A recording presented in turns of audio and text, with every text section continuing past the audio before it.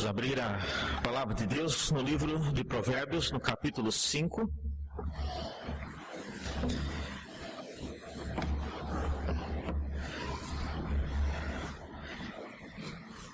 Eu quero continuar nesta manhã o nosso estudo no capítulo 5.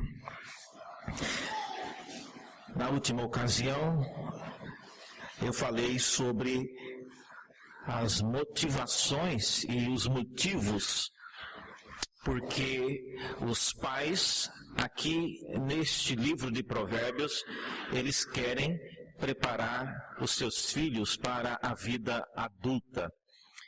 Então, esses dois sermões, o anterior e esse, ele está postado na internet como Preparando os Filhos para a Vida Adulta, parte 1, e hoje é a parte 2. Então, no capítulo 5, nós vamos ler o capítulo inteiro, apenas para gerar o contexto daquilo que já havíamos falado e o que nós vamos tratar nesta manhã. Diz assim a palavra de Deus: Filho meu, atende a minha sabedoria, a minha inteligência inclina os ouvidos, para que conserves a discrição e os teus lábios guardem o conhecimento. Por quê? Porque os lábios da mulher adúltera destilam favos de mel e as suas palavras são mais suaves do que o azeite. Mas o fim dela é amargoso como o absinto e agudo como a espada de dois gumes. Os seus pés descem à morte, os seus passos conduzem-na ao inferno. E ela não pondera a vereda da vida. Ela anda errante nos seus caminhos e não o sabe. E agora o texto que nós vamos tratar nesta manhã. Agora, pois, filho, dá-me ouvidos e não te desvies das palavras da minha boca. Afasta o teu caminho da mulher adúltera e não te aproximes da porta da sua casa, para que não deis a outrem a tua honra, nem os teus anos a cruéis, para que dos teus bens não se fartem os estranhos e o fruto do teu trabalho não entre em casa alheia. E gemas no fim da tua vida, quando te consumirem a tua carne e o teu corpo, e digas: como aborreci o ensino, e desprezou o meu coração a disciplina. E não escutei a voz dos que me ensinavam, e nem os meus mestres inclinei os ouvidos. Quase me achei em todo mal que sucedeu no meio da assembleia da congregação. Bebe a água da tua própria cisterna e das correntes do teu poço. Derramar-se-iam por fora as tuas fontes e pelas praças os ribeiros de água? Sejam para ti somente e não para os estranhos contigo. Seja bendito o teu manancial e alegra-te com a mulher da tua mocidade, corça de amores e gazela graciosa. Saciem-te os seus seios em todo o tempo e embriaga-te sempre com as suas carícias. Por que, filho meu, andarias cego pela estranha e abraçarias o peito de outra? Porque os caminhos do homem estão perante os olhos do Senhor, e ele considera todas as suas veredas. Quanto ao perverso, as suas iniquidades o prenderão, e com as cordas do seu pecado será detido. E ele morrerá pela falta de disciplina e pela sua muita loucura, perdido cambaleia. Vamos orar mais uma vez. Pai, abre nossos olhos para enxergarmos na Tua palavra aquilo que edifica, aquilo que nos instrui, nos corrige, nos traz a salvação. Pedimos isso porque não está em nós a capacidade de fazê-lo por nós mesmos. Pedimos que o Teu Espírito, mesmo que inspirou esta palavra, possa nesta manhã trazer o entendimento. Oramos em nome de Jesus. Amém. Irmão, uma das coisas que nós vimos na semana anterior foi que a maior motivação dos pais é tratar os filhos como um grande investimento. Filhos aqui, embora o texto esteja usando Filho no masculino plural, mas é uma advertência para filhos em geral, filhos e filhas. E a maior motivação, então, é que esses pais, eles sabem, eles conhecem aquilo que aguarda seus filhos nas gerações que eles vão passar pela frente. Melhor seria que eles não tivessem que falar essas coisas, mas eles sabem que a vida ela é desonesta às vezes com aquilo que nós investimos. E eu falei na última ocasião que muito daquilo que nós investimos moralmente, educacionalmente, e na questão da salvação dos nossos filhos, às vezes rapidamente pessoas estranhas vêm e solapam e destroem aquilo que nós investimos com tanto empenho. E esses pais, então, eles representam a vontade de Deus. Eu não falei isso ainda, mas eu acho que está claro. Quando o texto diz filho meu ou filhos meus, não é apenas um conselho de um pai, no período do Antigo Testamento, falando para os seus filhos. Nós temos aqui exemplo da palavra de Deus, que é dita por meio desses pais. Então, nesse ponto agora, depois que já vimos sobre as motivações, a partir do versículo 7, nós vemos então as instruções propriamente ditas. Então veja aí, no capítulo 5, no versículo 7, começam as instruções que esses pais eles querem dar. E a primeira instrução então, vem aí nesse versículo 7, de forma dupla. Ele diz, filho meu, dá-me ouvidos e não te desvies das palavras da minha boca. Essa é a primeira instrução. E o modo de instrução em Provérbios é muito interessante, porque a linguagem utilizada aqui, ela é sempre utilizada de maneira dupla. O autor da palavra de Deus, ele dá uma ordem e imediatamente ele dá um exemplo de como essa ordem pode ser obedecida. Então veja só, ele diz, dá-me ouvidos, e a maneira do jovem ou daquele que está sendo instruído obedecer esta ordem é não se desviando das palavras da boca daquele que instrui. E esse é um recurso muito interessante, por quê? Porque muitas vezes eu e você recebemos instruções que nós às vezes não sabemos como exatamente obedecer aquela instrução.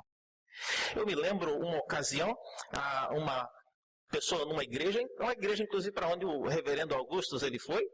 Eu fui pastor lá uma ocasião e tinha uma pessoa que cuidava da Liga Juvenil Pré-Adolescentes, ensaiando uma peça com eles. E a senhora suava para conseguir fazer aqueles pré-adolescentes interpretarem a peça com um pouco mais de ânimo, um pouco mais de ênfase. E os meninos lá sempre encostados, não estavam muito interessados em fazer peça nenhuma. E ela lutando com eles, e ela sempre sentada lá no fundo, e ela gritava com ele, ênfase, gente, tem que dar mais ênfase. Os meninos olhavam para ela e continuavam do mesmo jeito. Não é possível. Ela chegava pertinho. Gente, vocês têm que falar com ênfase. Ênfase. Depois de várias vezes, um jovem virou para ela, um adolescente. Tia, o que é ênfase? Eles não estavam obedecendo porque não sabiam nem o que era ênfase. Então não tem como eles darem ênfase se eles não sabem o que é ênfase. A palavra, então, não comunicava nada, porque eles não sabiam, naquela ocasião, o significado da palavra. Então, veja, dar a instrução em Provérbios é sempre acompanhado, neste caso, com uma dupla. A instrução é dada, dá-me ouvidos, e isso significa que você deve, então, não se desviar da palavra da minha boca. É assim que você dá ouvido. E algumas vezes, especialmente com crianças menores, os pais dizem e pedem alguma coisa e o filho diz, já fiz, você não fez, você não mexeu no lugar, você não saiu daí. Eu falei para você vir aqui para o meu lado e o filho respondeu, eu já vim, não, você não veio. Se você tivesse vindo, você estaria aqui. Então veja, em Provérbios não está tratando com crianças pequenas. Então a ordem de dar ouvidos, ela é exemplificada. Isso é importante. Você já parou então para pensar nisso? Que às vezes a instrução que você dá aos seus filhos, aos jovens especialmente, não é que ela não tem como ser obedecida, mas não há parâmetro às vezes para o seu filho ou a sua filha entender aquilo que você está pedindo. Então é por isso que o texto diz, a instrução é dada e imediatamente uma ilustração é colocada. Dá ouvidos e não se afaste das minhas palavras.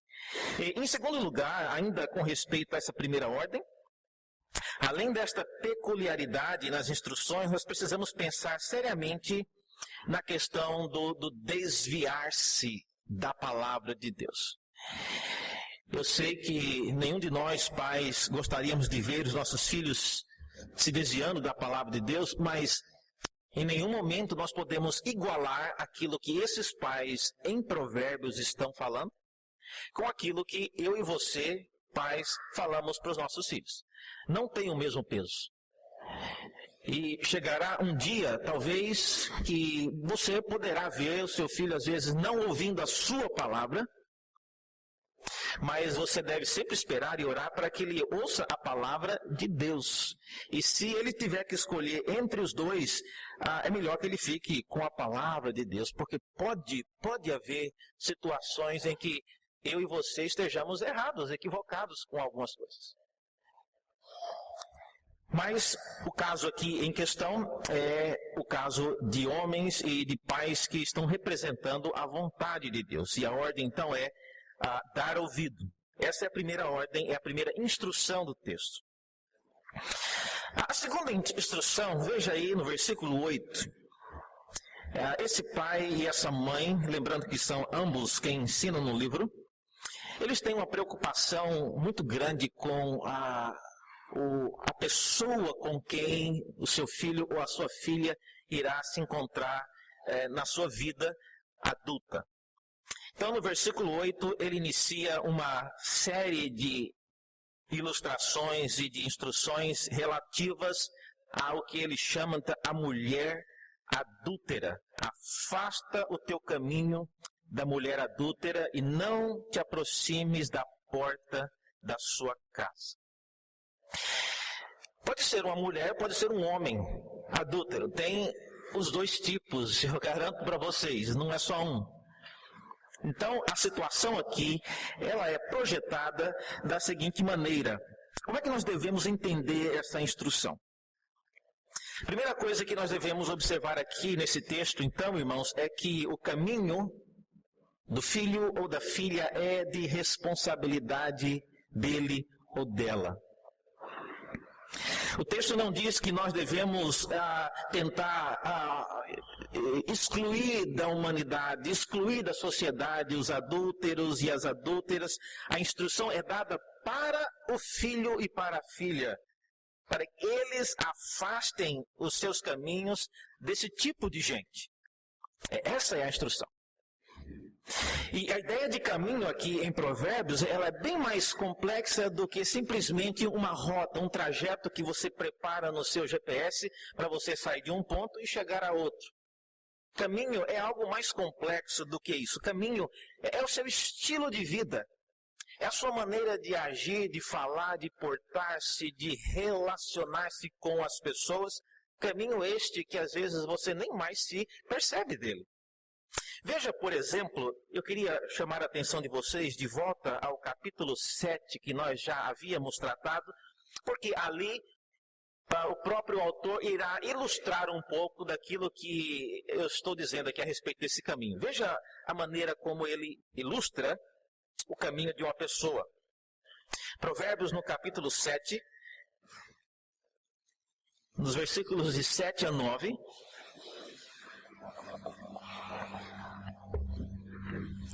Olha só, aí você encontra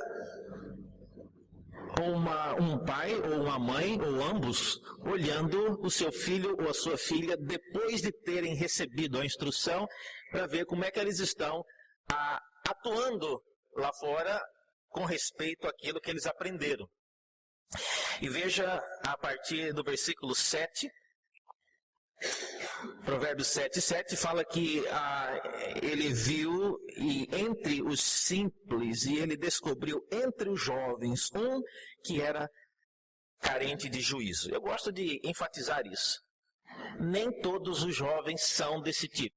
Ele viu entre os jovens, ele não fala a maioria, a grande maioria, não. Ele viu um. E o que ele está ilustrando aqui é a respeito desse um. Mas ele olhou entre os jovens, no plural, ele viu um que era esse aqui, sem juízo. Mas olha o que ele fazia. Ele diz o texto que ele ia e vinha pela rua junto à esquina da mulher estranha. Que a mulher estranha na tradução no capítulo 5 é a mesma coisa, né? A mulher adúltera, ela também é estranha. O capítulo 5 foi traduzido como adúltera por causa do que ela faz. Mas a palavra mesmo lá é estranha. E esse rapaz, ele ia e vinha junto à esquina dessa mulher. E ele seguia o caminho da sua casa. E à tarde do dia, no crepúsculo, na escuridão da noite e nas trevas. Veja que o estilo de vida desse jovem torna-o bem mais vulnerável. A instrução que o pai deu não foi para tentar fugir, a tentar continuar no seu estilo de vida, no caminho que passa em frente dessa situação, e tentar que você correr ou expulsar esse tipo de pessoa do seu caminho. Não, a instrução é outra. A instrução é evita, afasta o seu caminho. Ou seja, crie estilos de vida, crie trajetórias de vida que não inclua a proximidade com esse tipo de pessoas. Então, mesmo que o jovem ou a jovem não tenha nenhum interesse em envolver-se com esse tipo de pessoas, e é bem provável que esse jovem não tivesse, porque ele era jovem, e a pessoa adúltera, ela já é uma pessoa casada, mais velha, mas quer tirar vantagem do que é mais jovem, mesmo assim, eles não podem mudar o fato de que existem pessoas no seu caminho, e elas estão pensando em se aproveitar deles em todos os sentidos. Veja, continuando no versículo 10 em diante, do mesmo capítulo que estávamos lendo, veja lá, olha só o que essa mulher, lembrando que podia ser também um homem adúltero, mas olha só o que ela faz. Diz que, versículo 10, eis que a mulher lhe sai ao encontro, com vestes de prostituta, ela é astuta de coração, é apaixonada, inquieta, cujos pés não param em casa, ora nas ruas, ora nas praças, espreitando por todos os cantos. Ela aproximou-se dele e o beijou, e de cara impudente ela lhe diz: sacrifícios pacíficos tinha eu de oferecer, paguei hoje os meus votos. Por isso, saí ao teu encontro a buscar-te e te achei, já cobri de coxas a minha cama de linho fino do Egito, de várias cores, já perfumei o meu leito com mirra, aloés e cinamomo. Vem, embriaguemo-nos com as delícias do amor, até pela manhã gozemos amores. Aquilo que a palavra de Deus, irmãos, te instrui, jovem, é afastar o seu caminho desse tipo de pessoas. Não tem como a gente mudar pessoas que agem desta maneira. Não é a responsabilidade sua, jovem, de tentar mudar essas pessoas. A responsabilidade sua e a instrução da palavra de Deus é: foge. Crie um caminho que não passe nem próximo dessas pessoas. É isso que você pode e deve fazer. Mas o que há exatamente de perigoso nisso, pastor? Eu sei o que eu quero, eu não vou me envolver com essas pessoas. Por que a palavra de Deus se preocupa tanto com isso? Veja algumas coisas que você pode pensar de o que há exatamente de perigoso com esse tipo de inimigo caracterizado aqui nesta mulher adúltera ou neste homem adúltero. Em primeiro lugar, veja que nesse texto que nós lemos no capítulo 7, essa pessoa, ela não é quem ela se apresenta para você. Ela é uma mulher casada, mas ela se veste como prostituta para tentar tirar vantagem de uma pessoa mais nova. Então, a vida dela é uma mentira. Isso me leva a perguntar para você, de maneira geral, você sabe, você conhece quem realmente são as pessoas com quem você anda? Você sabe se as pessoas que hoje são seus amigos, suas amigas, elas são realmente quem elas dizem que elas são? Que é isso, reverendo? Eu só estou perguntando. É importante que você saiba a quem realmente são as pessoas com quem você anda. Nesse caso aqui, o principal e o perigo inicial é esse. Essa pessoa, ela diz que ela é alguém que ela não é. Em segundo lugar, veja no versículo 12, no capítulo 7, essa pessoa ela tem como alvo sempre pegar alguém.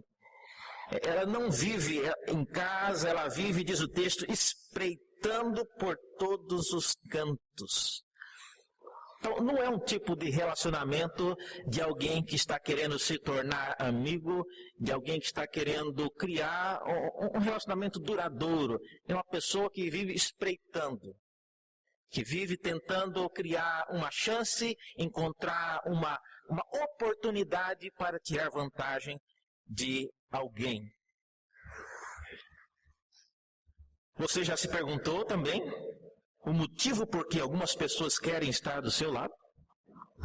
Por que às vezes algumas pessoas querem ser seu amigo ou sua amiga? Pense nisso. Há uma motivação legítima para isso? Em terceiro lugar, ainda criando o perfil desse inimigo que a Bíblia apresenta, diz aí no versículo 13 que esse tipo de pessoa, ela sempre dará o primeiro passo. Olha só, no versículo 13 diz que é ela quem se aproxima e já beija o rapaz. Então, o primeiro passo vem dela. Além disso, o texto diz que ela tem cara impudente, ou seja, numa linguagem de hoje, ela não tem vergonha na cara.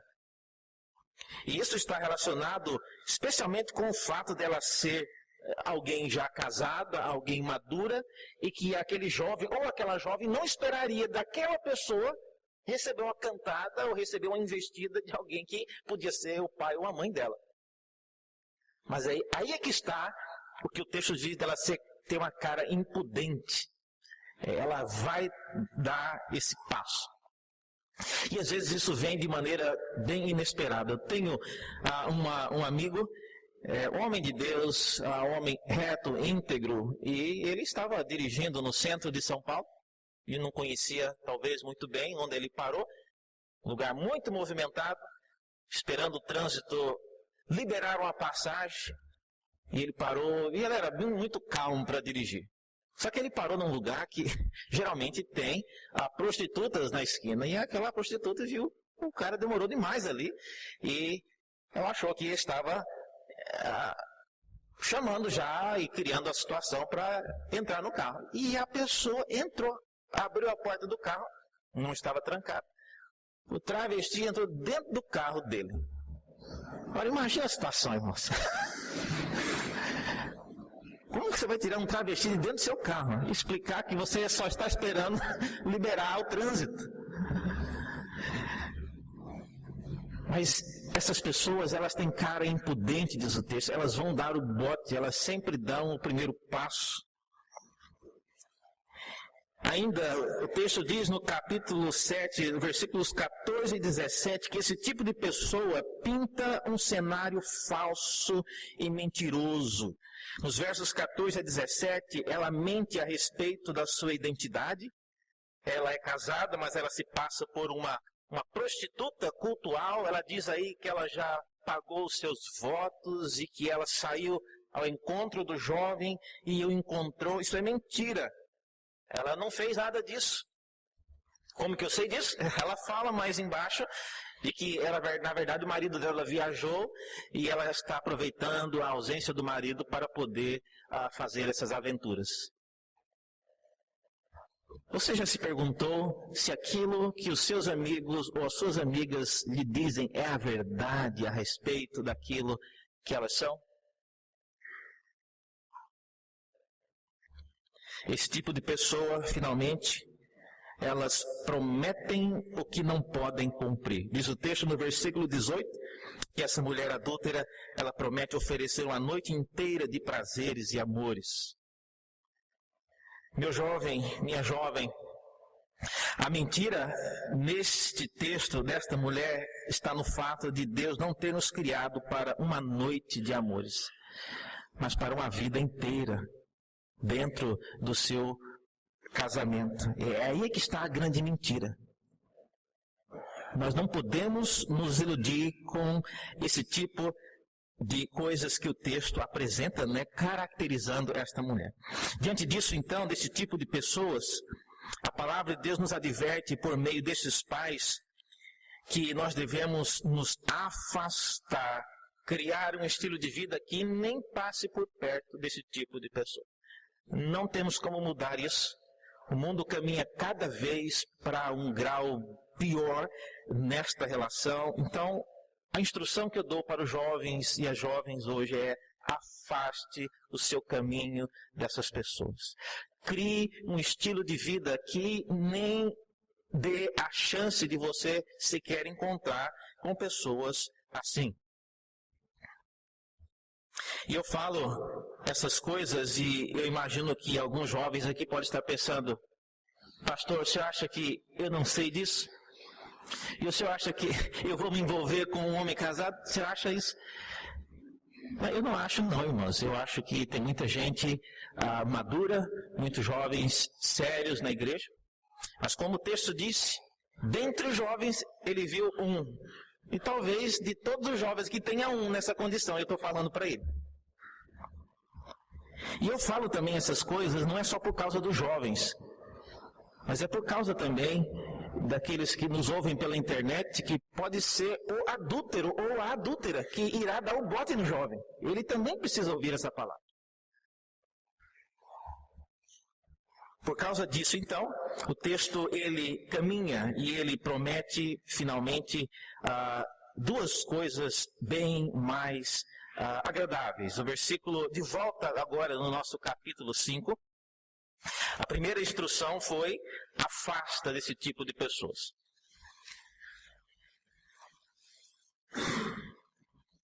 Mas para que a palavra de Deus não se torne apenas em proibições, veja agora a instrução seguinte. Versículos 15 a 17. Bebe a água da tua própria cisterna. Essa é a parte boa da instrução. A Bíblia quer e ela planeja e ela antevê que os jovens e os casados tenham sim o prazer e a satisfação e realize os seus sonhos. Mas a maneira ilustrada aqui é a ideia da cisterna. Eu gosto dessa ilustração.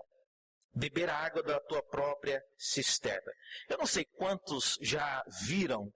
Provavelmente quem nasceu em São Paulo e viveu por aqui nunca deve ter visto como é que é cavado uma cisterna. Eu já vi, já ajudei inclusive a cavar uma cisterna.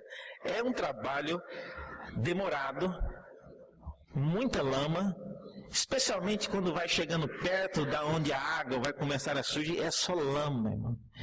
E você cava lama, você tira lama, você se enlameia tudo. E a promessa é de que um dia você vai beber água daquela cisterna. Quem cavou um poço? Meu Deus, se eu vou beber essa lama aqui, não vai ser lama, ela vai melhorar. Vai melhorar. E depois que você encontra a água, que você vai cavando, às vezes um poço cavado artesanalmente, sem o auxílio de ferramentas, de máquinas, você vai cavando, à medida que você vai cavando, se o solo ele é meio fraco, você tem que ir calçando as paredes com o tijolo à medida que você vai cavando, senão as paredes caem em cima de quem está construindo a cisterna. E aí vai chegando perto da água, onde está a água passando, a água corrente, lá de baixo, o solo fica bem mais mole e a lama vai surgindo. Mas depois que você cava o poço, cava a cisterna, constrói a parede ao redor da cisterna para que ela não desmorone, e você deixa um pouco a lama passar. O benefício é que você começa a tomar uma água limpa, uma água que é sua, uma água que não é contaminada por nenhuma outra fonte. Você bebe da tua própria cisterna. E é essa a ilustração que o texto usa aqui para mostrar e para ordenar, inclusive, que o jovem e a jovem devem buscar a sua própria cisterna. É bem verdade que esse jovem aqui, para quem esses pais estão falando, ele ainda não se casou. Mas é uma palavra antecipatória. Aos que já estão casados hoje, cuja vida, você pode me dizer, pastor, mas a minha vida ainda é um barro muito duro, é uma lama. Eu te digo, irmão, cave mais então. Cave mais. A água está mais embaixo. Mas ainda está muito lameado, mas então espera, porque a lama ela vai passar. Se tem lama é um bom sinal, porque tem água. Porque se não tivesse lama, não teria, a água não estaria próxima. Quando começa a lamear é porque realmente está chegando a água. É só dar o tempo, fazer as coisas certas. O texto então adverte, bebe a água da tua própria cisterna. Elas não são para as outras pessoas. Aí está a primeira instrução da palavra de Deus para quem quer ter realização na vida conjugal, é ter a sua própria cisterna. E quem constrói a cisterna é você. É demorado, é trabalhoso, sai muita terra. E quem constrói uma cisterna sabe que a terra que você tira de uma cisterna dá para construir 2 montanhas. Você fala, como que... Depois que a terra sai do lugar, ela avoluma. Você tem que ainda conseguir se livrar dessa terra para poder desfrutar. Então, não é simples, não é fácil, mas é duradouro. Em seguida, o texto diz ainda, finalmente, no versículo 18, 5:18, que seja bendito o teu manancial. Há uma bênção associada a isso. Seja bendito o teu manancial. E alegra-te com a mulher da tua mocidade. Corça de amores e gazela graciosa, sacia em ti os seus seios em todo o tempo e embriaga-te com as suas carícias. A bênção aqui, irmãos, está reservada para você desfrutar com a mulher da tua mocidade, jovem, e não com estranhos que andam espreitando a sua vida. Essa é a palavra para os jovens. E a vida e a bênção continua valendo para os mais velhos, não com outras mulheres da mocidade, mas a mesma com quem você se casou na tua mocidade. Veja que o texto diz, é na tua mocidade. Alegra-te com a mulher da tua mocidade, não com a mocidade dos outros.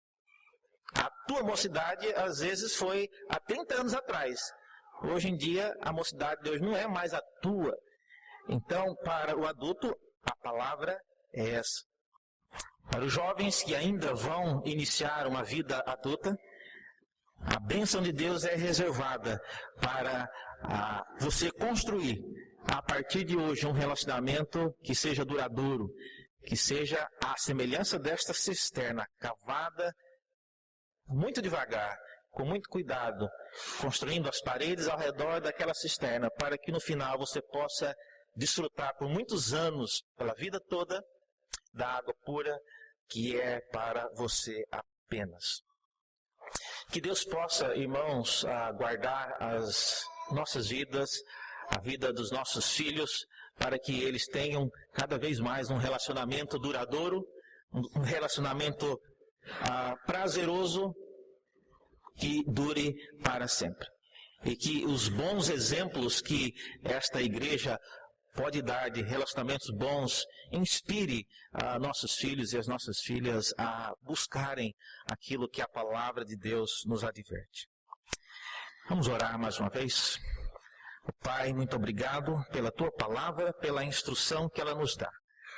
Pedimos que o teu Espírito nos ajude a cumpri-la. E nós pedimos isso porque nós não sabemos e não podemos e não somos capazes de obedecer tudo isso que ouvimos.